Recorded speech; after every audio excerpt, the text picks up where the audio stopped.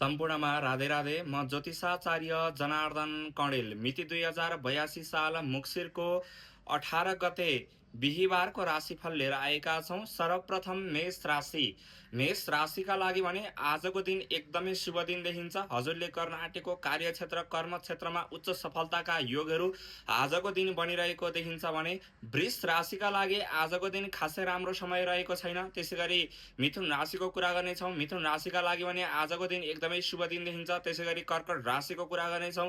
कर्कट राशिका लागि भने आजको दिन एकदमै शुभ दिन देखिन्छ, तर यात्रामा भने केही दुर्घटना हुन सक्ने सम्भावनाका योगहरू कर्कट राशिका लागि परिरहेको देखिन्छ। त्यसै गरी सिंह राशिको कुरा गर्नेछौँ। सिंह राशिको लागि भने त्यति राम्रो समय रहेको छैन। कन्या राशिका लागि भने आजको दिन एकदमै शुभ दिन देखिन्छ। त्यसै गरी तुला राशिको कुरा गर्नेछौँ। तुला राशिका लागि आजको दिन खासै राम्रो समय रहेको छैन। त्यसै गरी वृश्चिक राशिको कुरा गर्नेछौँ।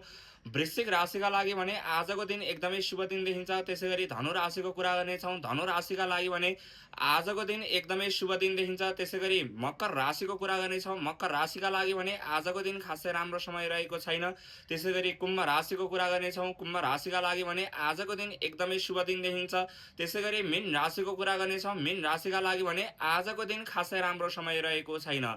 आजको राशिफल हजुरहरूलाई के कस्तो लाग्छ प्रतिक्रिया दिनुहोला र विशेष गरी मेरो युट्युब च्यानललाई सब्स्क्राइब गर्नुभएको छैन भने सब्स्क्राइब गरेर लाइक कमेन्ट अवश्यमेव गर्नुहोला। हस्त नमस्कार। नारायण। जय शम्भो। जय श्री मुक्तिनाथ। जय श्री पशुपतिनाथ। जय नेपाल। जय हिन्दू राष्ट्र।